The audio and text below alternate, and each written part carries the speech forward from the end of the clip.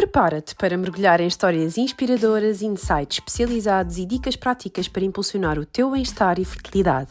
Da espiritualidade aos mais recentes avanços em medicina e bem-estar feminino, este é o lugar onde a sabedoria encontra a modernidade. Se estás pronta para assumir o controle da tua jornada e alcançares o teu máximo potencial, então prepara-te para te sentires inspirada, informada e empoderada. O meu nome é Renata Silveira e este é o Fertilmente Falando, o meu podcast que vai fertilizar a tua vida.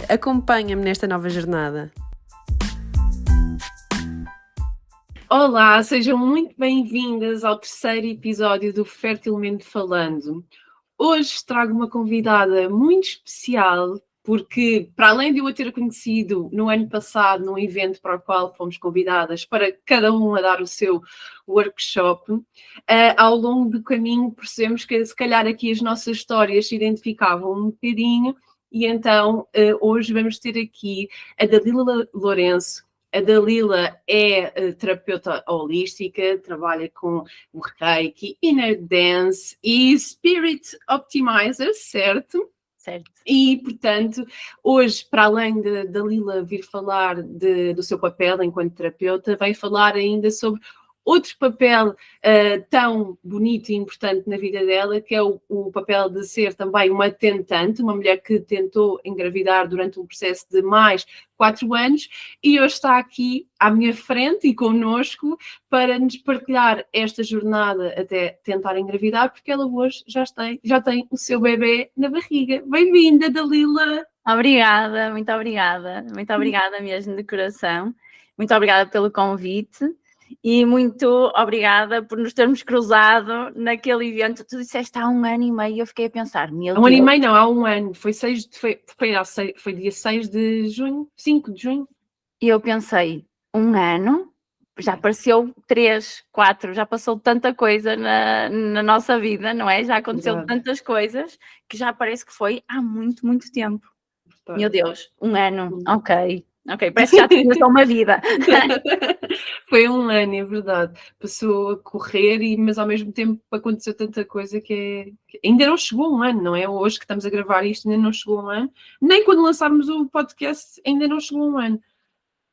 Ai, eu sinto mesmo que já passou muito, muito mais tempo e a jogar, mas confio em ti nas datas. Não sou uma pessoa de data. Hoje já tens cérebro de grávida, já não te vais lembrar dessas coisas. Não, nem entro já nessas brigas, nem pensar. Sim, nessas lutas, não vale a pena. Nada. Dalila, olha, como já disse, estou muito feliz por estar aqui contigo.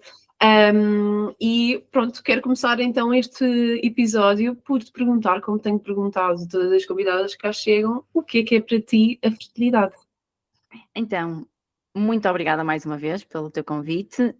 Estou a adorar o teu podcast, vou acompanhando sempre que sai e admito que fico assim ligeiramente com uma curiosidade sobre o próximo, que tu por norma deixas assim um spoilerzinho, mas fico assim sempre a pensar. Portanto, muito obrigada por este serviço, que eu acho que para além de trazer uma calma ao coração, é bom e traz-nos sempre alguma aprendizagem. Obrigada. Relativamente à fertilidade, para mim, fertilidade é criar algo novo. E eu como terapeuta, criar algo novo, e eu como Dalila, não sendo só terapeuta, criar algo novo sempre foi muito fácil para mim, desde criança. Ou seja, sou uma pessoa super criativa, crio peças em barro, macramés, gessos, criar negócios, crio tudo. E para mim, não conseguir criar um embrião, engravidar, criar uma vida, fez muita confusão neste processo que vamos aqui falar. Mas para mim, fertilidade é mesmo criar algo novo, é dar vida a alguma coisa. E para mim, então, mesmo antes de começares a tentar ser mãe, não é? Tu já vivias a fertilidade na tua vida? Sempre me senti uma pessoa super fértil, ou seja, para mim não era um assunto pensar que algum dia ia ter dificuldade em engravidar. Isso era impensável para mim, mas aconteceu. É curioso dizeres isso, porque eu, pelo menos, eu sempre senti o contrário, e sei que há muitas mulheres que sentem o mesmo que eu senti, que é, ao longo da vida, enquanto crescem, enquanto adolescentes, jovens adultas, acharem, será que eu vou conseguir ser mãe? E, por exemplo, esse sempre foi um questionamento que eu tive, e sei que há muitas mulheres que partilham deste pensamento, e é bonito ouvir-te dizer que nunca foi algo que tu pensasses. Não, aliás, quando falhava uma pílula, eu ficava em Oh pânico. my God! E fiz imensas asneiras. Mais jovem, eu fiz imensas asneiras pelos dias seguintes e não sei o quê. Sim. Porque para mim era tão fácil criar que para mim estava tudo relacionado e era óbvio que se eu descuidasse ali um pouquinho, ia acontecer.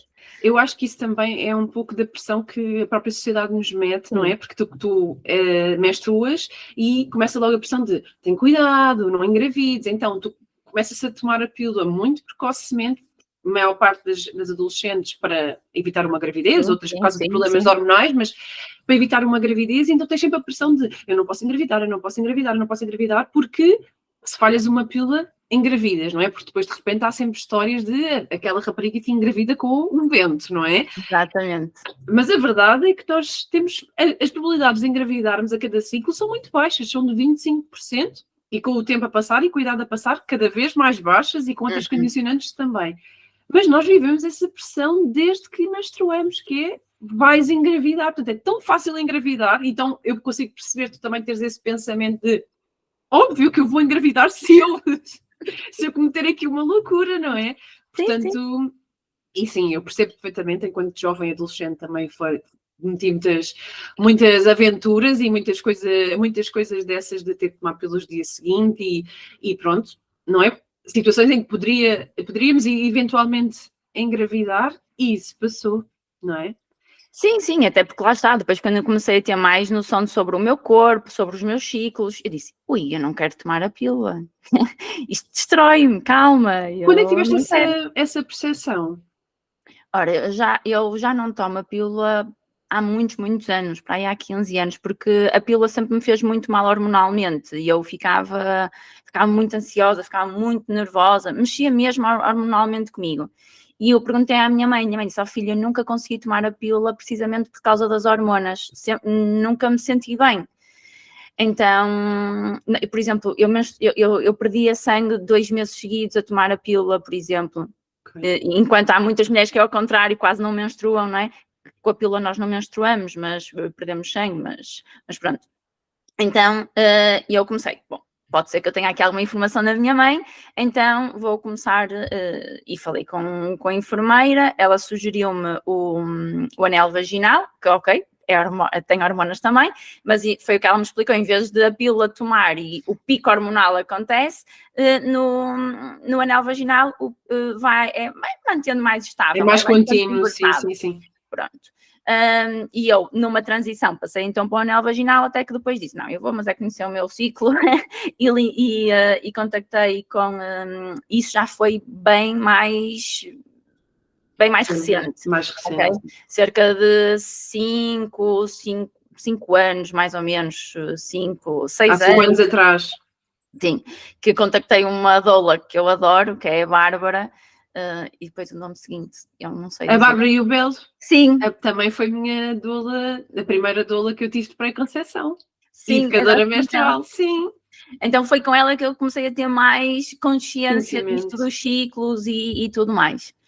Então, pronto, ok, tudo certo, e disse, 0 hormonas já basta, acho que eu tenho aqui, e agora há aquelas aprenderem novamente a funcionar, não é? Por tantos anos a não funcionarem, a terem ali algo a guiá-las, elas depois têm que voltar a encontrar o seu caminho, não é? Então fui procurando assim especialistas para me ajudarem nessa aventura, neste caminho que agora estamos aqui, não é? Sim. Então, passando já para aí, não é?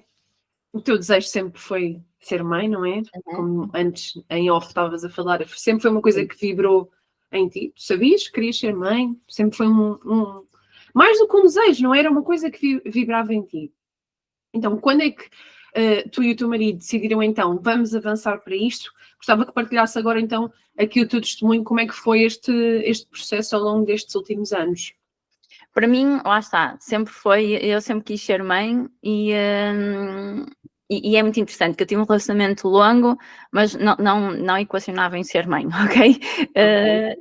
Depois conheci o André já conheço o André há muitos anos, mas ficamos juntos, não é? Estabelecemos uma relação e eu estou com o André há 6 anos. Ai, é como eu e o Tomás também. Portanto, e o André também sempre quis ser pai, mas nos nossos anteriores relacionamentos eu tinha o instinto maternal, mas não sentia que era o momento. Não sabia se era com a pessoa ou não, porque se eu estava com a pessoa achava que seria, não é? Mas depois vim a perceber que quando eu começo a namorar com o André, esse instinto fica muito mais, cresce. Então, e o André é igual. Então nós desde muito cedo que falamos em filhos, não começamos logo a tentar, mas falávamos frequentemente em filhos e que era um sonho e que gostávamos muito e tudo mais. E então isso sempre foi sendo uma conversa recorrente, desde escolher o nome, desde escolher logo tudo e deixarmos logo em pratos limpos que eu quero ser mãe, tu queres ser pai, isto tem mais apoio ainda para que a nossa relação continue, porque eu já conheço o André há muitos, muitos anos, ou seja, a nível de confiança, a nível de tudo isso. Já tinham essa construção, não é? Sim, já tínhamos muito trabalho feito nesse nível que para mim é extremamente importante um relacionamento ter confiança e ter essa estrutura de... E valores alinhados. Sim, valores alinhados, não é? Então facilita muito as coisas e neste processo foi fulcral, foi essencial, não tem explicação para, se não fosse assim, não sei como, não teria passado de uma forma tão leve, porque eu acho que para mim foi leve, atenção, ok? Sim. Não que seja para todas as mulheres, para mim, na minha história, foi leve e o acompanhamento do André permitiu 200% que isso fosse possível. Então, vocês começaram nos treinos, não é? Sim. E ao final de quanto tempo é que perceberam que não estava aqui a correr como vocês desejavam?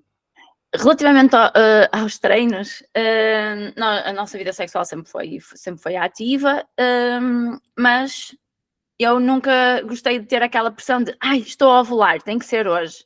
Então, às vezes, eu dava por mim a boicotar o processo e só por saber que estava a ovular porque sinto e não porque fazia contas ou tudo mais, eu já dizia, não me apetece. Então, eu comecei a pensar, bom, se calhar eu tenho aqui algo interno que precisa de ser visto, porque se eu sei que estou a ovular e não me apetece, e eu não vou ter nenhum tipo de relação se não me apetece,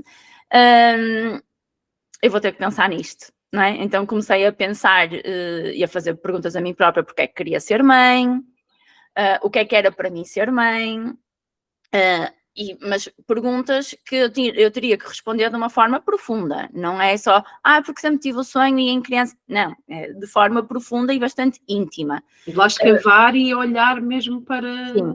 Saber qual era a minha opinião sobre as mães, o que é que eu vejo nas outras mães, qual é o meu maior receio em ser mãe. Então tive que começar a fazer todo esse trabalho de autoconhecimento, desenvolvimento pessoal, não é? Que é a minha área, felizmente, que me ajudou bastante nesse percurso e que eu acho que tão importante como um marido presente e que nos dá apoio é o nosso autoconhecimento e o nosso desenvolvimento pessoal, porque com certeza o trajeto teria sido completamente diferente. Sim, sem dúvida. E eu acho que, olhando para a sociedade e para o mundo, não é? A maioria das pessoas que se tornam pais e mães, a maioria não faz esse trabalho, não é? E de repente vêm aquelas crianças que vêm escarrapachar na cara todas essas coisas que se calhar deviam ter trabalhado antes dessas crianças chegarem. Eu não estarei livre, seguramente. Ninguém está, ninguém. Eu não estarei livre. Vai sempre haver desafios. Outras coisas. Sem dúvida. Esse é o papel delas, não é? Exatamente. Portanto, mesmo com este autodesenvolvimento, o que eu às vezes costumo dizer é estas ferramentas só me vão dar maior maturidade para que eu depois consiga perceber os sinais que aquela criança me está a dar, porque é sobre mim. Não é? A criança estará ali só apenas a representar. Não vou tentar descontar nela algo que está em mim, não é? Então, este desenvolvimento pessoal acho que pode fazer muita diferença também na educação. Agora, se é fácil, Assim, eu não vou dizer que é fácil, eu não vou dizer que é fácil, porque eu realmente vejo, ainda não estou nesse papel, não é? Mas vejo, às vezes, conversas entre pais e filhos, e os meus amigos e os do André, maioritariamente têm todos filhos, 1, 2, 3, e eles fazem, tia Dalila, olha, e fazem cada pergunta e eu penso, meu terapeuta, então, fala-me, diz-me coisas que eu tenha que pensar então sobre a minha vida. E é muito interessante porque eles realmente, eles não têm... É muito subtil, eles chegam e dizem logo, pumba, está aqui, trabalha nisso. São muito diretos, as crianças não têm filtros, não é? Muito direto, e às vezes os pais dizem, não digas isso, diz, está tudo bem, obrigada, poupaste-me umas boas consultas, muito obrigada. Vou anotar e vou pensar sobre isto, porque as crianças estão aqui mesmo só para nos fazer ver algumas coisas. Agora, se eu também entendo alguns pais que podem perder a cabeça e volta e meia um açoite, eu acabo por entender porque não é fácil lidar com as nossas dores. Eu quero ser esse tipo de mãe, não. Mas... é um processo de educação e desconstrução, sim, claro. Não condeno, porque olhar para as nossas dores é desafiador. É. Mas primeiro temos que olhar para elas e não estar a descontar noutras pessoas, não é? E mesmo em nível de relacionamentos, se as pessoas fizessem esse trabalho no relacionamento, não é? Por exemplo, eu e o André somos pessoas completamente distintas, ok? Eu sempre fui muito mais espiritual, também com um feitio mais egoico, ok? Da minha juventude. E o André sempre foi uma pessoa muito mais material, terrena, conservador, e eu sempre super liberal, tatuagens, piercings. O André, zero tatuagens, nunca fumou, nunca, né? Então, sempre tudo by the book, e eu tudo fora do book, tudo. Parece que estás a falar de mim e o Tomás, é igual. E é muito interessante o desenvolvimento que houve para nós os dois darmos um match, e hoje em dia é uma aprendizagem constante, não é? Portanto, com filhos... ainda maior será, sem dúvida. Mas estavas a dizer, então, ok, tu percebeste, fizeste esse trabalho de observar estas emoções, porque é que estavas a reagir assim? Então, eu quero ser mãe, mas estou a ovular, e não me predisponho a ter uma relação. E quando começaste a observar isso, o que é que foi mudando? Como é que depois seguiu esse caminho? Foi eu começar a perceber que eu realmente tinha medo de ser mãe. E esse medo estava baseado nas relações de maternidade que eu ia analisando, que eu ia vendo ao meu redor. Principalmente relacionado com a parte da incapacidade, isso eu não consigo, isso eu não faço, eu não sou, isso, não é? Então esses medos foram estando camuflados aqui atrás, mas sempre com uma importância gigante porque eu não os via. Quando eu os comecei a ver, eles começaram a ficar cada vez mais pequenos, não é? Porque é isso que traz o autoconhecimento. Quando nós começamos a ver os medos, eles começam a ficar mais pequeninos, nós começamos a crescer e então começamos a ganhar o nosso poder e não a dar o poder ao medo. Então, foi muito nessa base que eu comecei a perceber. E houve uma pergunta que tu fizeste, eu acho que foi no primeiro episódio do podcast, que foi, e se eu não for mãe? No episódio 0, exatamente, sim. Quem sou eu se eu não for mãe? E isto foi outra pergunta que me mexeu bastante aqui com toda a minha estrutura mental, com toda a minha estrutura emocional mesmo, de eu perceber que, e se eu não for mãe? E outra conversa muito importante também com o André, que foi, nós temos o nosso relacionamento, mas e se eu não for mãe? Tu tens muito o sonho de ser pai, mas e se eu não for? É uma questão muito dura de trabalhar, de olhar, de projetar, porque estás a falar de um futuro, não é? Sim, sim. E o que é que seremos enquanto seres individuais e o que é que seremos enquanto casal, não é? As prospeções de futuro, os objetivos, porque tudo muda. Tudo muda. Hoje tudo muda, não é? São cenários completamente diferentes.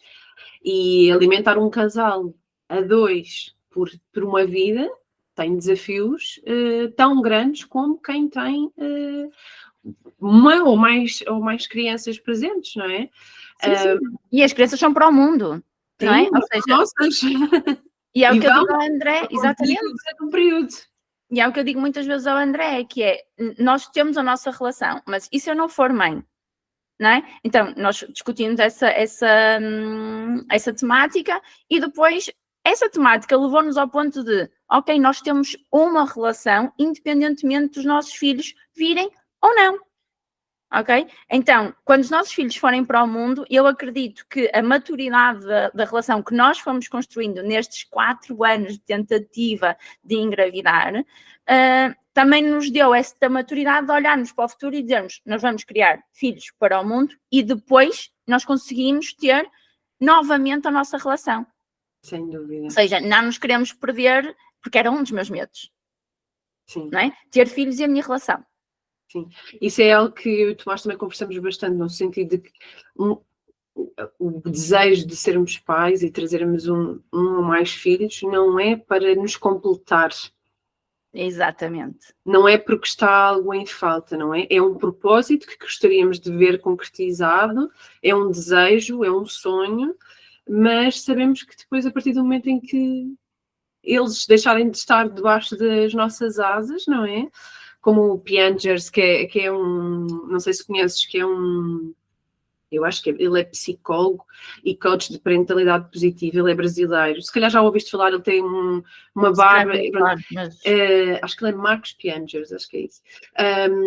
Como ele diz, os filhos são teus durante um máximo de 12 anos, porque a partir dos 12 anos o mundo deles passam a ser os amigos, passa a ser o que está fora de casa. Então, no máximo até aos 10, 12 anos é quando tens os teus filhos só para ti, digamos assim, mas rapidamente esses anos passam e eles vão para o mundo, não é? E tu tens que saber libertar, mesmo que eles ainda estejam dentro da tua casa. E aí, de repente, olhas para o lado e tens uma mulher ou tens um marido e quem é que nós somos? Exatamente, não é? Que neste processo, não é? Nós todos os dias nos vamos desenvolvendo. Portanto, acredito que no final, ou seja, após a gravidez, eu vai ter outras características que hoje não tenho, não é? E o André também. Portanto, e o André diz uma frase que eu adoro e quando ele diz, eu penso mesmo, quero casar contigo outra vez. Que é, por exemplo, eu faço muitos retiros, não é? E em cada, por exemplo, em cada inner dance que eu faço, em cada sessão de reiki que eu faço, em cada curso de reiki que eu faço, eu tenho uma transformação, isso é inevitável. Então o André, muitas vezes, quando essa transformação é muito grande, ele diz-me, ok, dá-me uns dias para eu te voltar a conhecer, ok? E eu fico...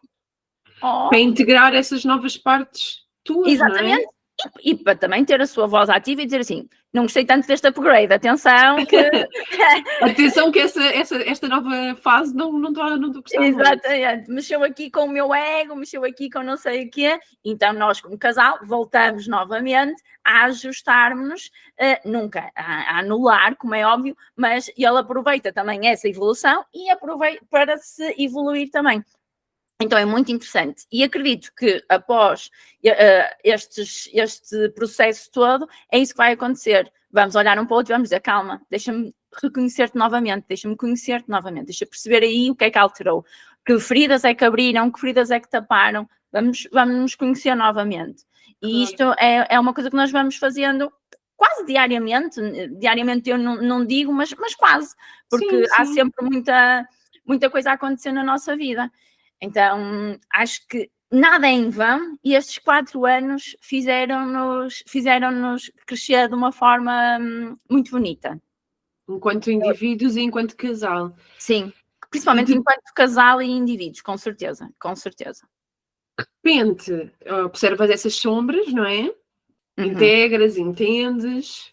Sim. E quando é que te dá aquele clique, ok, já percebi que estão aqui medos, estou a tentar trabalhá-los, e quando é que passa da sombra para o, ok, não, mas eu quero mesmo isto e, portanto, já não vou fugir àquilo que eu tanto quero. Sim. Como é que se deu essa passagem? Eu inicialmente, eu admito que procurei talvez um salvador, ou seja, é a medicina chinesa, vai-me salvar, vai fazer com que... E eu não faço nada. não é? Então, tipo, eu ia sempre acompanhando com o meu processo de autodesenvolvimento, mas, agora já estou aqui, vai ser.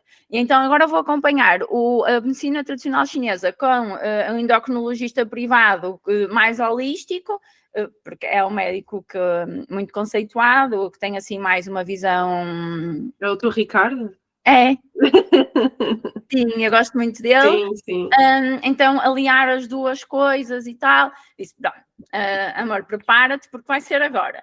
Então, e era sempre agora, e agora.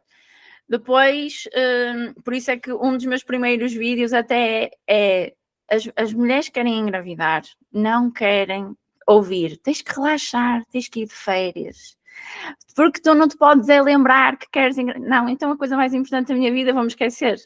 Claro.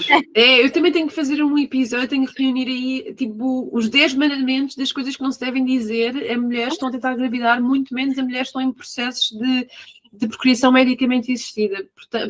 Portanto, isso também é um episódio que tem que ser gravado, porque tem que se educar a sociedade.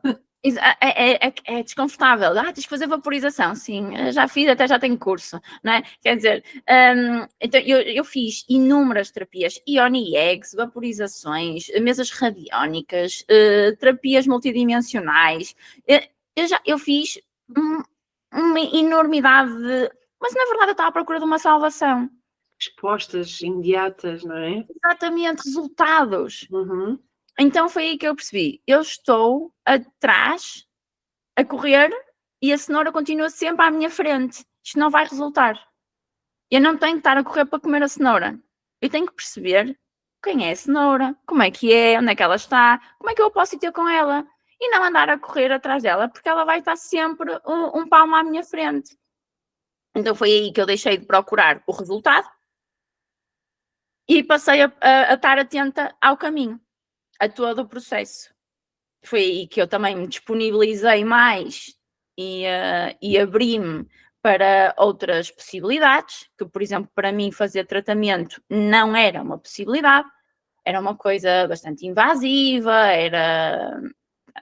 para mim era algo muito, muito mau, eu não queria que, aliás, eu até me recordo de dizer a uma amiga minha, eu não quero que o meu filho venha a todo custo. Sim.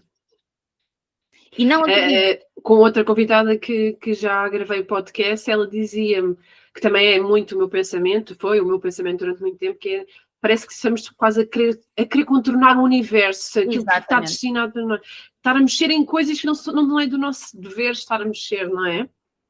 Exatamente, e depois foi aquela situação de eu pensar, ora bem, mas se está aqui esta possibilidade, porquê é que eu lhe estou a fechar uma porta? Se eu já fiz tudo à minha maneira, se eu já fiz tudo o que estava ao meu alcance, porquê é que eu não posso também ouvir outras possibilidades? Porquê é que eu tenho que ser a dona da razão? Porquê é que só aquilo que eu digo e aquilo que eu faço é que está certo? O que eu hoje em dia acho é que foi um culminar de tudo, ou seja, foi um match de todo este caminho que me deu um teste positivo, um resultado positivo. Porque ao longo destes 4 anos, desculpa interromper-te, vocês nunca engravidaram? Nunca viste um positivo? Não. Ok, portanto, passaste pelo processo dos lutos mensais. Mensais, sempre. E de pensar, quer dizer, porque a mim? Tanta gente que engravida com espirro, sim, não é? Sim. Com o vento, como tu disseste. Sim. Com aquelas que dizem, cheguei a casa, foi uma noite de loucura e pumba. Não é? Sem querer, às vezes, sem ser com a pessoa que realmente gostam, que a respeite. E eu pensava, mas porquê a mim? Porque a mim, se eu sou uma pessoa saudável, o meu marido é uma pessoa saudável, temos um relacionamento que nos amamos, se há amor aqui, o que é que se passa? Cheguei até a equacionar, tipo, será que isto é amor? Sim, será que é a pessoa certa? Não é? Porque depois olhamos para aquelas histórias de casais que estiveram juntos durante 1000 anos, tentaram, não conseguiram, depois acabam, encontram outra pessoa e de repente têm 3 filhos seguidos. Sem dúvida, tal e qual, pensei, não é? Em 4 anos uma pessoa consegue pensar, repensar, faz aqui cambalhotas no pensamento, sem dúvida. Até que comecei, outra vez, Dalila, este loop não te vai levar a lado nenhum. vamos com calma, vamos analisar cada coisa no seu tempo e vamos começar a viver as coisas como sempre viveste a tua vida. Como é que tu crias um projeto? Como é que tu crias uma... Tu não estás a pensar nisso, tu chegas, para ti é inato, chegas e crias e está. Não estás a condicionar qual é a forma que tu vais fazer, porque vais antes meditar e porque vais... Não, a ideia surge-te, a oportunidade aparece-te e tu aproveitas e transformas. Eu disse, ok, gostei deste pensamento, então vamos começar. E foi a questão deste tratamento que a médica de clínica geral disse, Dalila, o tempo de espera são 2-3 anos. O que eu lhe aconselho é mandar-me já uma cartinha e fica a aguardar. Também médica de família. Médica de família. Mandamos uma carta para o hospital e aguardamos quando é que eles vão ter disponibilidade então. E escrevo já aqui todos os exames que fez e tal, porque eu andava a ser acompanhada no privado. E ela passou tudo direitinho. Qual é o meu espanto? Que em menos de um mês eu recebo logo uma carta a dizer para me apresentar, porque eu e o André, porque íamos começar com as consultas, íamos começar a fazer análise, íamos começar a perceber o que é que se passava. Eu olhei para o André e disse, mas não eram 2 anos? Assim, já não estava a contar. Pois é, que isso eu acho que, e gostava de saber quem nos está a ouvir, se já passaram por isto ou conhecem alguém, se a vossa história também é um bocadinho identificada com a da Lila, que foi muito rápido o processo, e estamos a falar no Serviço Nacional de Saúde, portanto, num hospital público, em que são muitos meses, muitos anos de espera, e a Dalila viveu aqui um episódio que, ao meu olhar e de todos os testemunhos que eu conheço, foi fora de série, um milagre, que acontece assim muito rápido, ou se de facto também passaram por períodos de espera muito, muito longos, porque eu acho que eu não conheço ninguém que tenha esperado tão pouco tempo no Serviço Nacional de Saúde. Foi, e lá está, e foi aí que eu comecei a pensar, será que eu não é para eu dar uma hipótese? Não é? Mesmo que eu não perceba o porquê de ter que fazer este percurso, pode ser até umas pazes com a ciência, não é? Porque depois tende-se um pouquinho, quem está na parte holística, a querer resolver tudo a nível energético, e nós não vivemos só no plano energético, não é? Nós estamos cá, então isso também foi mais uma aprendizagem, que foi, calma, vamos então perceber como é que funciona aqui, não é? Se tu já dominas uma área, se isso se aliar com o tempo em que tu estás aqui, então vamos perceber o que é que aqui te pode oferecer, não é? Então foi aí que eu comecei a abrir mais, a disponibilizar-me para ouvir. Claro que eu ia super resistente. Eu disponibilizei-me para ouvir, não quer dizer que eu fosse aceitar. Claro. Então, fui disponível, mas resistente. Então, e obviamente não punha em causa tudo que a médica dizia, confrontava sempre com a minha ginecologista particular, as opiniões não coincidiam, porque claro que não coincidiam, não é? Porque eu também já passava a mensagem de uma forma mais agressiva. Até que lá está, mais uma vez, mais um processo, lá tive que fazer eu a desconstrução toda, e numa conversa com o André, em que ele me disse que se fosse por ele faria os tratamentos que tivessem que fazer, que o corpo dele seria a ferramenta que ele usaria para fazer o tratamento, e foi aí que eu comecei então a mudar a minha perspectiva e sim, mesmo a mudar a perspectiva. Comecei a mudar numa perspectiva de era isso que eu estava a dizer também há bocado, porque eu acreditava e acredito que a alma que vem encarnar aqui no meu embrião não venha com a todo o custo e na base do sofrimento. Ok, e a primeira vez que eu fiz o tratamento, porque eu fiz uma vez que não avançou, eu ainda estava muito resistente. E ao fazer o tratamento tive uma hiperestimulação ovárica, as minhas hormonas estavam completamente descontroladas, eu não queria olhar para mim, eu não queria fazer o meu processo de sempre de autodesenvolvimento. Foi a primeira vez, foi uma primeira vez dura, porque eu não estava receptiva. Eu fui ouvir Físico e espiritual. física e espiritualmente. Aliás, eu acredito que espiritualmente eu não estava e, portanto, o físico fechou completamente. Então eu tive sintomas horríveis, eu passei para 3 números acima, foi assim, eu deixei de me reconhecer, então foi assim uma coisa agressiva mesmo. E mesmo após isso, o meu marido olha para mim e diz que voltaria a tentar. Eu pensei, bom, ele não está bom na cabeça.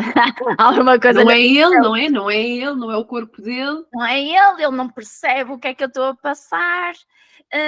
E claro, discutimos proativamente sobre este assunto e lá está. E foi aí que ele me explicou que queria mesmo que eu estava no meu direito de não querer continuar, porque é o meu corpo, mas que se fosse ele iria arranjar uma forma de estar melhor com essa situação e de conseguir fazer o tratamento as vezes que fossem necessárias.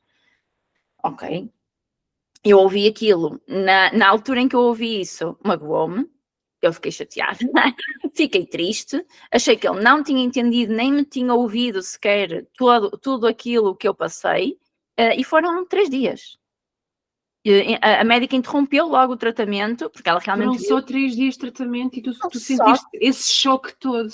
só 3 dias de tratamento e acabou logo. E a hiperestimulação ovárica, tipo, eu estimulei mais de 18 folículos e seria para uma inseminação, ou seja, depois iriam colocar o esperma do André, então ficou logo inviável a inseminação. E eu passei-me, disse, estão aqui a brincar, eu não tenho nenhum problema e pronto. E exagerei. No meu tempo, disse o André é uma pessoa que respeita imenso, ele fala o que tem a falar, eu digiro da forma que tenho que digerir, ele não faz pressão absolutamente nenhuma e no meu tempo eu ouvi, integrei tudo o que ele me disse e disse, ok, pode ser que no meu tempo haja uma possibilidade de eu voltar a repetir, mas eu não garanto. Porque eu ainda estou a fazer as pazes com o meu corpo, com aquilo que eu fiz, porque senti-me culpada, né? Um sentimento gigante de não amada por mim própria. Essa culpa vinha de onde? Era a culpa do quê? De não teres conseguido fazer o tratamento? Não ter respeitado, não me ter respeitado e ter ido para um exame, para um tratamento que eu estava a achar que era violento para mim e que era invasivo. Então foi mesmo a culpa de não me respeitar. E isso são coisas que quem faz trabalho de autodesenvolvimento já tem que ter muito bem resolvido há muito tempo, não é? Então, eu deparar-me ali com aquela falta de respeito que tive para comigo própria e não me ouvir foi duro, tão duro quanto o tratamento.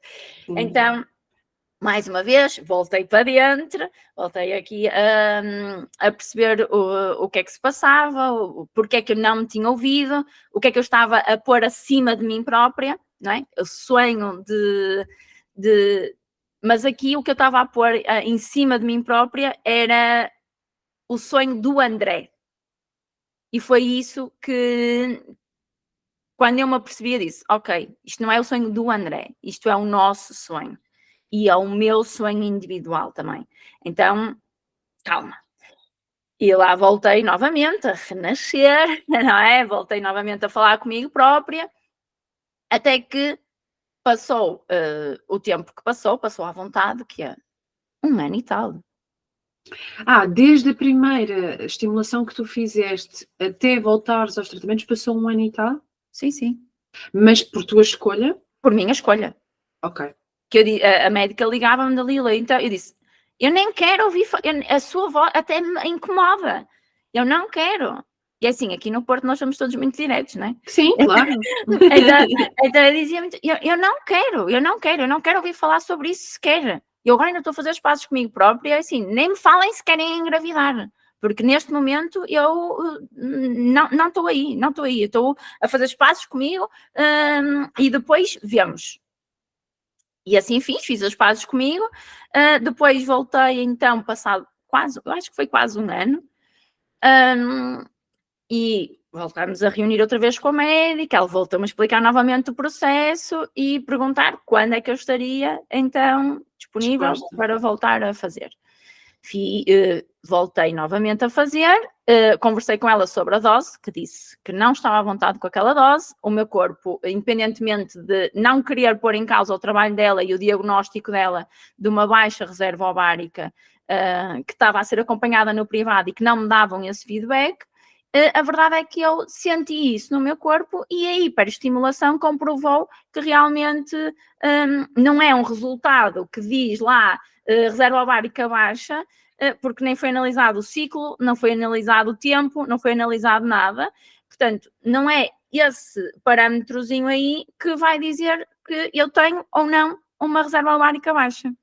E agora que estás a pegar nisso, deixa-me só colocar aqui, que é muito importante e é isso que eu também, que este podcast e aquilo, quando eu acompanho outras mulheres no meu acompanhamento, em consulta ou em mentoria, é importante nós estarmos informadas, porque só informadas e queremos inteirar das situações. E sim, é verdade, quem está do outro lado é que são os profissionais de saúde, é que são médicos, mas nós somos mulheres, somos pessoas literadas, temos informação disponível e independentemente do privilégio em que vivamos ou não, privilégio financeiro, felizmente hoje em dia a internet é gratuita e toda a gente tem acesso a ela. E é possível informarmos, estudarmos e estarmos inteiradas das coisas, ainda que não tenhamos o conhecimento médico ou científico, mas ao cultivarmos com toda a informação, é possível ter este tipo de conversas, como tu tiveste com a tua médica, de bater bolas, de decidir, de querer ser esclarecida, mas isso só é possível quando nós queremos saber qual é que é a informação, saber qual é que é o estado do nosso corpo e saber as vias que existem, porque quando nós não sabemos, nós só vamos atrás daquilo que nos dizem. Exatamente. Não temos um papel ativo sobre aquilo que se passa com o nosso corpo, sobre as decisões que são tomadas para a nossa vida. E eu acho que esta desresponsabilização tem que deixar de existir, porque lá está, nós não somos só tubos de ensaio, porque sim, estes tipos de tratamentos então são literalmente tubos de ensaio, porque são protocolos atrás de protocolos que vão mudando consoante as consequências que vão acontecendo no nosso corpo e os resultados que vão existindo ou não, mas nós temos que ser ativos, sejamos acompanhados no público ou no privado, mas para sermos ativos temos que saber ter uma conversa com outra pessoa que está do outro lado. Vamos sempre saber menos, porque não estudamos para isso, no nosso caso que não somos profissionais de saúde, até porque quem o é e passa por estes processos tem um know-how diferente e consegue discutir com quem tem à sua frente de outra forma, mas nós podemos ter informação para o bater. E é exatamente isso que tu fizeste, não é? Tu, para além de estares a ser acompanhada também no privado e teres um feedback diferente de outra médica, e eu falo por mim, eu já passei por vários médicos, até porque eu procuro sempre saber outras opiniões, e a verdade é essa, é que a cada médico que nós procuramos, nós vamos ver uma visão diferente, vamos ter uma resposta diferente, vamos ter um feedback diferente, porque lá está, porque são seres humanos diferentes, até podem ter a mesma escola, mas veem as coisas de forma diferente. E é maravilhoso. E nós só temos que utilizar isso em nosso proveito, não é? Exatamente. Escolher saber e absorver mais informação, não é? Então isso é incrível. Eu adoro essa possibilidade de agora os médicos não dizerem todos o mesmo, não é? E lá está, só uma coisa, eu sou licenciada em radiologia. Portanto, então pronto, és profissional de saúde, então ainda mais me ajudas. Apesar de teres essa literacia, mas não és médica, não és ginecologista, não és obstetra, portanto tens um conhecimento, sim, mas não percebes nada disto, da ginecologia, da PMA, de nada. Tu tens de te informar para saberes. Com certeza. E lá está. Então é aqui o apelo para as mulheres, os casais se informarem e saberem daquilo que estão a fazer ao seu corpo. Estudem. Há tanto conteúdo gratuito na internet. E não estou a falar só de Instagrams, estou a falar de conteúdo científico que têm diversos sites, as próprias clínicas de fertilidade disponibilizam imensa informação. Portanto, estudem, percebam. Mas também é importante realmente ir buscar informação a sítios fidedignos. Exatamente. Não é? Porque depois estarem também a dizer coisas que acaba por aborrecer os médicos, e depois quando alguém quer debater, os médicos dizem, por favor, não me venha cá com essa conversa, e lá está, e eu sendo terapeuta holística, eu levei mandalas para neutralizar os efeitos disto e daquilo, e as médicas perguntavam, mas explique-me, conte-me, e faz reiki, e o que é que acha que aqui o reiki pode ajudar? E sente dor? E no seu processo de... Então, é espetacular nós hoje em dia conseguirmos falar com os médicos, com profissionais de saúde, abertamente sobre tudo. E ninguém nunca me colocou nenhum tipo de barreira. De, olha, maluquinha, quer trazer agora uma mandala? Nunca ninguém me disse nada, nunca eu me senti diferente por nada, muito pelo contrário, pessoas que querem saber, olha, mas acha que nós podíamos ter isso aqui para ajudar então os nossos pacientes? Sim, claro que sim. Então, falar com eles abertamente é muito bom, mas saber dialogar, como é óbvio. Tiveste essa abertura, não é? Sim, é importante também vermos aqui que há cenários que isso não acontece. Sim. Eu tive sorte, eu acredito que a sorte faz, mas tudo certo. Claro. Eu tive muita sorte na equipa médica que me calhou, porque eu sempre pude ser eu. Eu nunca precisei deixar das minhas crenças de parte, nunca precisei de nada disso. Mas eu acho que isso também vem muito para além da pessoa que tu és e da segurança que tu tens, naquilo que tu acreditas e naquilo que tu queres para ti. E quando nós vamos seguras daquilo que queremos, também somos vistas de forma diferente, não é? Claro que sim. E lá está, precisamente por causa dessa segurança, quando eu fui na segunda vez, já tudo foi diferente. Já o meu processo foi completamente diferente. Eu aí já estava segura de mim, eu queria por mim fazer e dar hipótese a este tratamento. Então foi aí que eu fiz a inseminação. Tiveste a clareza e a abertura para dizer à médica que não querias aquele protocolo que foi feito da primeira vez. Não queria aquele protocolo. E ela perguntou, mas está confortável porque é com umas injeções, com umas picas. Uhum. Ela disse, está confortável antes com uns comprimidos? Eu disse, não sei, fala-me desses comprimidos, explique-me qual é a ação deles.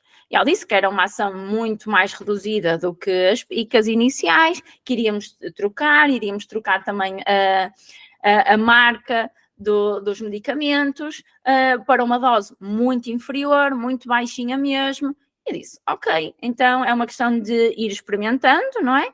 E a partir desse momento as coisas foram acontecendo. E de uma forma mais tranquila, porque eu também já estava muito mais tranquila relativamente ao processo. Eu já estava a aceitar o processo. Ok.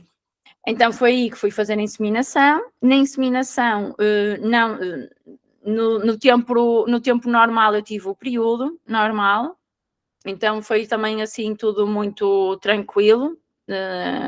Claro que nem cheguei a fazer, eu acho que nem cheguei a fazer o teste, porque senti logo as dores menstruais, que eu não tenho muitas, mas é aquele desconforto. Por acaso depois foi o que eu senti também na FIV, e afinal era a dizer que estava grávida. E na inseminação, pronto, eu disse, olha, tudo certo, não deu, eu não quero voltar outra vez a fazer inseminação. Eu fiquei sem perceber, tu nesta estimulação acabaste por fazer a medicação oral e não as injeções? Fiz uma mista, okay. Fiz uma mista. Fiz oral e depois fiz umas injeções também, mas com uma dose muito mais baixa. Ou seja, relativamente ao meu corpo e o que eu senti, estive tranquila. Estive muito tranquila. Depois, então, falei com a médica, disse-lhe que não tinha dado positivo a inseminação e que não queria voltar a fazer a inseminação, que queria então aguardar o tempo que fosse necessário para fazer a FIV.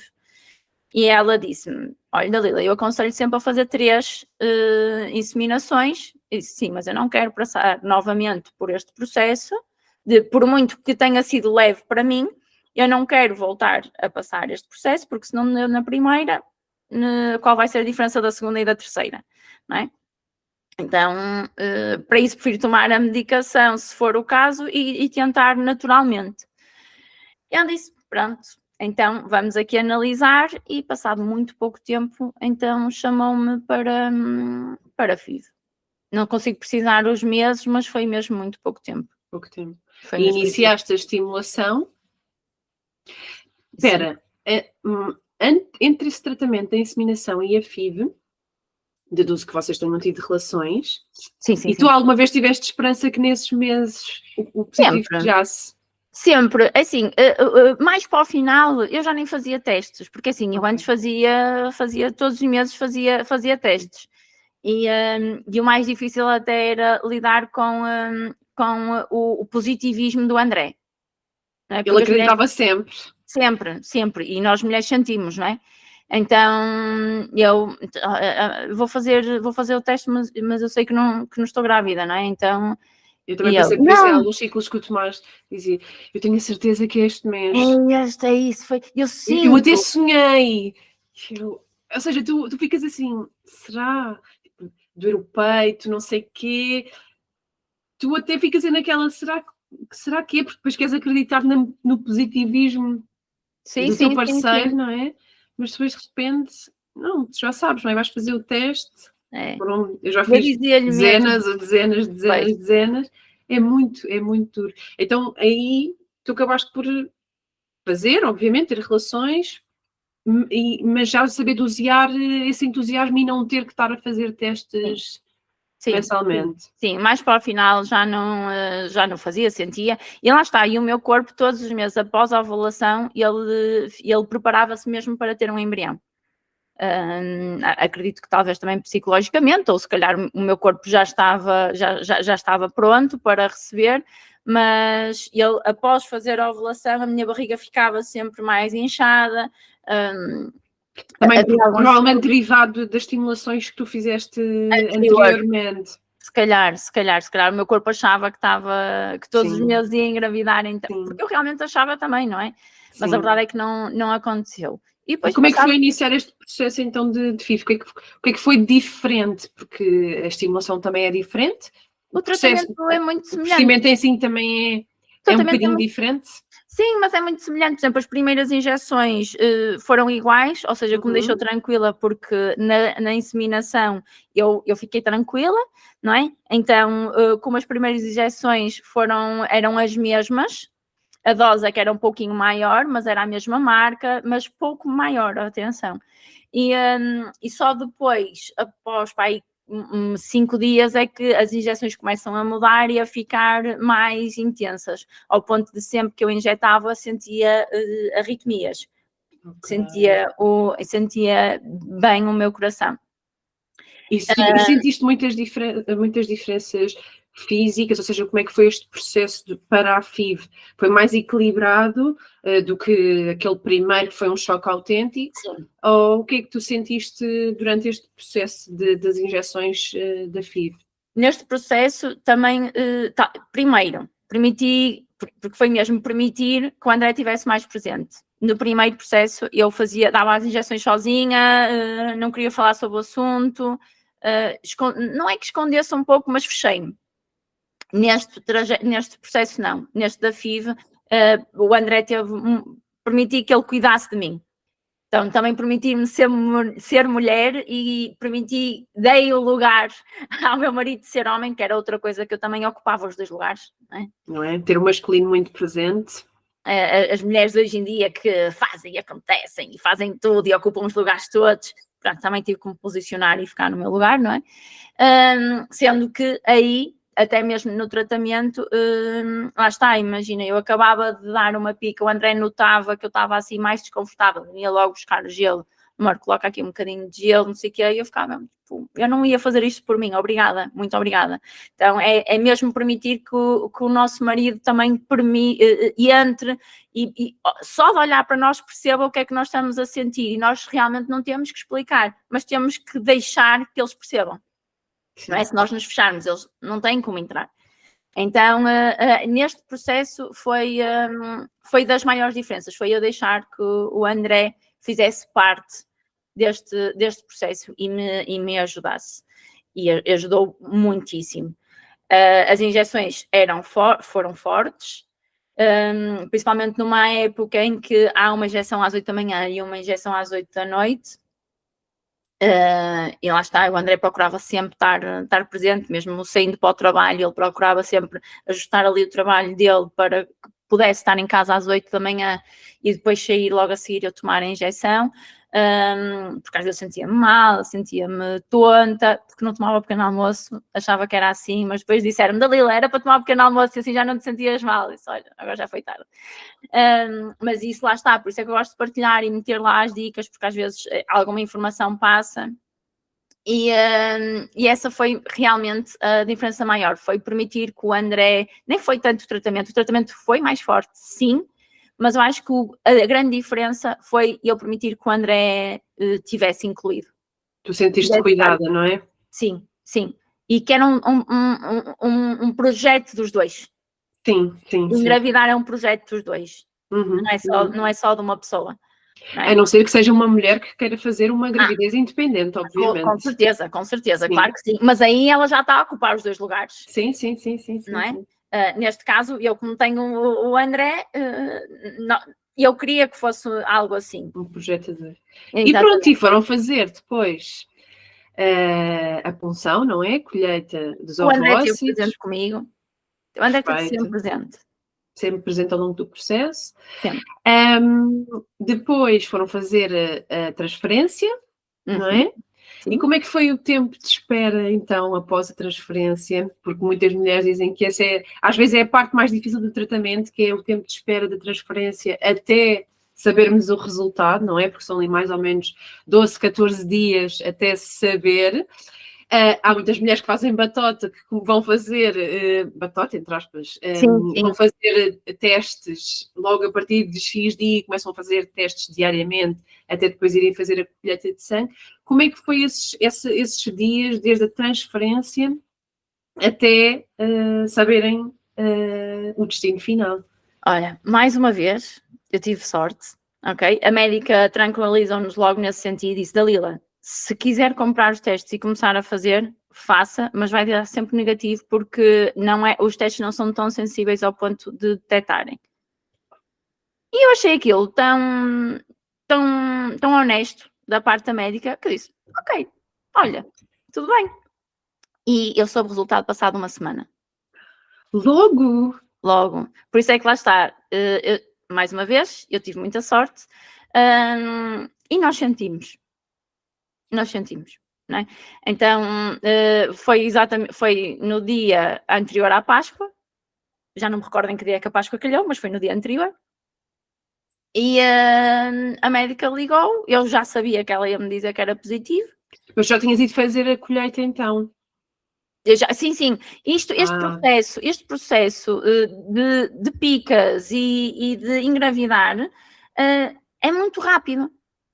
É mesmo muito rápido. Por exemplo, a nível de injeções, eu acho que são 13 dias de injeções, sendo que um deles, o último eu nem tomei nada, ou seja, foram 12 dias de injeção, em que mais ou menos 3 em 3 dias eu estava a ser acompanhada através da ecografia no hospital, eu tinha que ir imensas vezes ao hospital, depois fazer a inseminação, passado uma semana recebo, ou seja, faço a inseminação, passado 2 ou 3 dias vou fazer a colheita. Ok, foste logo 2 ou 3 dias depois. Logo 2 ou 3 dias depois fazer a colheita, passado 2, 3 dias sem a resposta. Portanto, foi tudo muito, muito rápido. Muito rápido mesmo. Muito rápido. Aquele tempo que há para uma pessoa ficar ansiosa, quase que nem tem tempo, porque quer dizer, tu não tiveste, não é? Porque a maior parte das mulheres acabam por ter aqui este período de 2 semanas, 12 dias, 14 dias, e tu no teu caso foi muito rápido. Portanto, tiveste aí, olha, tu tiveste uma história muito bonita, muito rápida, diferente daquilo que costumamos ouvir, principalmente no Serviço Nacional de Saúde, porque foi tudo perfeito, digamos assim, foi perfeito, não é? Graças a Deus, eu não tenho nada. Sim. E dando-te tanta tarefa para tu fazeres, que tu estás ali a desempenhar as tarefas que tens que fazer, ok, agora não posso tomar o pequeno almoço, a seguir posso para as outras análises. Depois são tantas análises, porque eu fui diagnosticada anteriormente com tiroidite da Hashimoto e por isso conhecer o Dr. Ricardo. Então, eu deixei de tomar medicação, com o Reiki eu fui conseguindo tranquilizar a tiroide e com todos os processos, não é, que se vai fazendo, e então eu ainda hoje em dia eu faço muitos exames para perceber se a tiroide está regular ainda, porque não é muita hormona a Sim, com a acontecer gravidez aqui. ainda pode... Exatamente, e pode haver picos, então, e eu não estou a tomar nenhuma medicação, ou seja, eu quase todos os dias ou estou a fazer exame de ecografia, ou estou a fazer exame de rotina de não sei do quê, ou estou a tirar sangue para a tiroide, ou estou a tirar sangue, então, todos os dias há muita coisa para fazer e eu não tenho tempo, digamos assim, juntamente com a minha vida profissional, juntamente com a minha vida pessoal, não me disponibilizei para a ansiedade. Foi basicamente isso, deixem-me só levar, ok, é para fazer isto, muito bem, aqui eu vou saber o quê, eu gosto sempre de saber o que é que eu vou fazer, sim, dar as minhas opiniões sobre tudo. Então, e de repente, veio o positivo? Veio positivo. Não veio o medo? Não veio o medo, o medo começou depois, agora. Agora, não é, que já passaram, já estás com alguns meses. Agora começam a crescer as ansiedades e os medos de mãe, não é? Provavelmente sim, com o desenvolvimento da gravidez, com pensar já no parto, no pós-parto, essas coisas todas.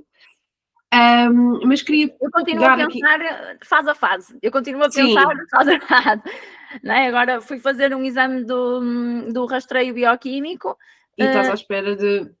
Não é? Então eu foco-me, ok, agora vou fazer o rastreio bioquímico. Muito bem. Cheguei lá e ela disse, olha, amanhã, quando é que vem cá novamente? Eu disse, olha, amanhã, que é hoje, porque tenho que ir fazer uma ecografia do primeiro trimestre.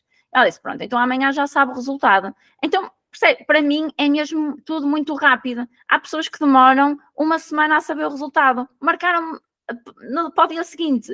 É verdade. Não é? Então, e lá está, mais uma vez, tenho sorte neste processo, graças a Deus. Então, hoje, é hoje, já, é que é tão rápido que eu até já digo amanhã, não, é hoje, eu vou saber o resultado, vou fazer já a ecografia do primeiro trimestre, fui acompanhada neste processo todo, de 15 em 15 dias a fazer ecografias, no público. Sim, no caso da Dalila foi no Hospital de Gaia, certo? Sim, no Hospital de Gaia, na maternidade, sim, eu não tenho rigorosamente nada a apontar. Porque nem no privado eu ia ser acompanhada de 15 em 15 dias. Sim. Que bom, Dalila, e é maravilhoso estarmos aqui a conversar, porque até quando eu te convidei para o podcast, ainda estavas no tratamento, ainda não havia um positivo, e entretanto esse positivo chegou, e para mim é maravilhoso ouvir o teu testemunho. Eu que estou neste processo também vou iniciar os meus tratamentos, e queria agarrar aqui em algo que tu acabaste de dizer, que é como o Reiki te ajudou aqui no processo com a tua tiroide, e enviesarmos agora um bocadinho para a tua parte profissional, para quem nos está a ouvir, perceber de que forma é que tu podes ajudar, como é que o Reiki pode ajudar, apesar de ser uma energia que cada vez mais pessoas conhecem e mais pessoas trabalham com, mas que tu, no teu trabalho, enquanto terapeuta, na tua visão, como é que tu utilizas o Reiki e como é que as pessoas que nos estão a ouvir podem recorrer a ti e como é que as podes ajudar, estejam ou não num processo de gravidez, o que quer que seja, independentemente do seu estado de vida e na fase de vida em que estejam. Na sua fertilidade, não é? Ou seja, criar algo, exatamente. Eu conheço o Reiki já há muitos anos, e desde sempre ele fez parte da minha vida. O Reiki, como este processo todo, eu acho que este processo todo me veio mostrar ainda mais coisas do funcionamento da minha vida, ok? Pode ser diferente para toda a gente, mas é da minha vida. Então, na minha vida, eu andei sempre muito focada no resultado, e desde que eu conheci o Reiki trouxe-me essa visão de eu não me focar no resultado e focar-me sim no caminho. Neste processo de engravidar, eu voltei novamente à sociedade de focar no resultado. E se eu não conhecesse o Reiki, eu não ia pôr em hipótese pensar no caminho. Eu vejo isso, por exemplo, a diferença do meu marido. O meu marido era extremamente cético, e depois quando começou a ver as diferenças no meu comportamento, as diferenças na minha vida pessoal, E ele disse, bom, isto deve fazer algumas diferenças porque ela está diferente, não é? E, então foi um dos meus primeiros alunos quando eu comecei a dar o curso de Reiki. E o André também era muito focado no resultado. E na volta e meia ele tende, porque o André trabalha no mundo corporativo e tudo mais, e então ele faz ali um bom jogo mental dentro da cabeça dele com umas pessoas ele percebe que o importante é o resultado, mas ele tenta ir então pelo caminho. E isso é o que eu tenho mais aprendido na minha vida e que o Reiki me trouxe isso como uma lufada de ar fresco. É ir percebendo o caminho, ir olhando pelo caminho, porque às vezes o caminho vai nos mostrar outro resultado. E muitas vezes o resultado vem da mente, de um ego, de uma coisa criada, de uma expectativa, de algo que se calhar até foram os nossos pais que nos disseram, os nossos avós, a sociedade, enfim, quem for. Então, se nós nos focarmos no nosso caminho, é tão mais lindo e simples de observar tudo o que vai acontecendo e as portas das possibilidades que nós vamos abrindo, é surreal. Este caminho todo que eu venho a fazer vem-me novamente levar para o caminho que eu sempre andei a trilhar. Mas desta vez eu acho que vou olhar com uns olhos mais profundos daquilo que eu tenho vindo a aprender. Então o Reiki, sei lá, o Reiki já me ajudou em tudo na minha vida. Desde eu tinha artrite reumatoide juvenil, hoje em dia faço exames, não tenho artrite reumatoide juvenil e isso na medicina eles dizem que não, é impossível. Então eu levo o resultado onde diz que sim, o resultado onde diz que não, eles dizem, como assim? Isso foi um falso positivo, isso, mas várias vezes é um falso positivo, não é? Então, a nível de doenças autoimunes, é incrível. A nível de, por exemplo, agora na conexão com o bebê, eu não sei como é uma pessoa que não tem Reiki, não é? Mas só sei uma pessoa que tem Reiki, então a conexão com o bebê é muito amorosa. A energia do Reiki é uma energia amorosa, onde nós não somos o salvador de ninguém. Não é? Então, nós canalizamos essa energia e é a energia vital que vai atuar no nosso corpo e no nosso campo energético. Então, claro que isto ajuda tudo, mas ajuda tudo, todas as terapias que eu fui fazendo, desde constelação familiar, desde Yoni Eggs, todas as terapias, medicina tradicional chinesa, eu adoro. Então, eu acho que não é uma terapia, é o que nós fazemos com todo o conhecimento que nós vamos recebendo de vários prismas, porque as terapias não são nada mais, nada menos que outros prismas, outros olhos, outras opiniões, outras formas de ver as coisas. O Reiki para mim é muito amoroso e acolhe todo o tipo de outras terapias, potenciando então o trabalho de cada uma. Então, eu gosto muito, tanto como o Inner Dance, que me veio trazer uma noção de unidade. E o Inner Dance, para quem não sabe o que é o Inner Dance? O Inner Dance é uma viagem que quem faz se disponibiliza a ter, que é através do som, é uma música que é colocada, ou seja, e às vezes a música tem barulhos que podem irritar, ou seja, barulho de café, barulho de um carro a passar, ou seja, são barulhos que podem explotar algum tipo de trauma. Gatilhos, não é? São triggers. Então, ele vai nos remeter ali para algum trauma, para alguma situação que não ficou bem resolvida e nós conseguimos ressignificar. Ou seja, às vezes há algum movimento do corpo, por norma, quando o corpo treme, nós estamos ali a ressignificar e a ter contacto com um trauma. Há ali toda uma história e uma intensidade no Inner Dance profunda, muito bonita. E eu adoro juntar as duas, o Inner Dance e o Reiki, porque leva assim uma lufada de amor. E aqui o Spirit Optimizer, o que é? Vai ter um evento dia 29, não é? Sim, eu ainda nem lancei. Só coloquei assim uma data, mas nem falei com as pessoas ainda. Dia 29 é no dia a seguir em que este episódio é lançado, mas pronto, ainda pode haver aqui a possibilidade de quem esteja a ouvir participar ou num outro evento que possas seguir. O que é o Spirit Optimizer? Então, o Spirit Optimizer é um aglomerado de cristais é muito interessante, eu não conhecia, quando conheci eu fiquei, uau, eu nem sabia o que era, mas pelo que eu senti, a ressonância que eu senti no meu corpo, eu disse, eu quero saber mais sobre isto. Porque tu partilhaste uns com um azul, outro roxo, não Existem vários, exatamente, existem vários. E eu tenho 2 amigas minhas que têm, aliás, uma delas foi a que me mostrou o SEO, então o Spirit Optimizer, com o que eu trabalho, é sobre exatamente a abundância. E o trajeto dele vir até mim foi muito interessante, porque até eu resolver esta situação da fertilidade, ele não chegava a mim. Ele teve quase 4 meses em trânsito, e ele não chegava até mim. Eu não estava a perceber porquê, e assim que ele chegou até mim, algo desbloqueou, ou eu percebi alguma coisa, e o tratamento deu positivo, e lá está, e a minha vida foi tendo uma abertura de portas inacreditável. Comprei uma casa, já vendi este apartamento também. A idade começou a chegar, não é?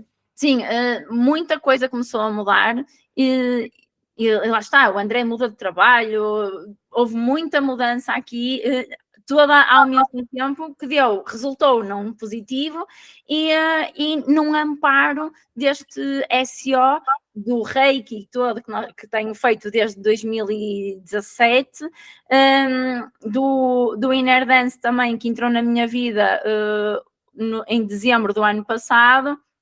Então, mas já faço terapias há muitos anos. Claro. Estas são as ferramentas que eu mais me identifico. Então, e as pessoas para poderem trabalhar contigo, primeiro quero que digas aqui o teu Instagram, o site, como é que as pessoas te podem contactar e que tipo de serviços é que tu disponibilizas para quem quiser trabalhar contigo. Ok, obrigada pela oportunidade. Então, eu faço de 3 em 3 meses curso de Reiki, portanto, poder levar às pessoas esta ferramenta para que as pessoas se sintam independentes na cura delas, porque é isso que o curso de Reiki nos ensina, a sermos independentes na nossa autocura, aprendemos a fazê-lo. Todas estas transformações é com a autocura, ok, que eu ensino. Faço também sessões de Reiki, sessões individuais, sessões em conjunto. Faço Inner Dance todos os meses, uma vez por mês, e é em conjunto.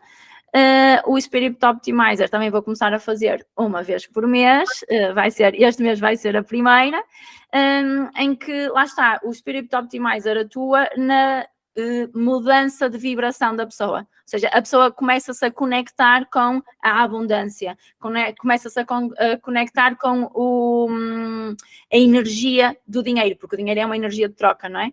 Então começa-se a conectar com energias daquilo que nós acabamos por desejar ou querer, ou o que melhor nos aprouver, ou um negócio com prosperidade, ou criar um negócio de alguma coisa, né? Tudo que seja de expansão e de abundância, o Spiritual Optimizer que eu trabalho é sobre isto. Depois existem outros que eu encaminho para as pessoas que o têm. Uhum.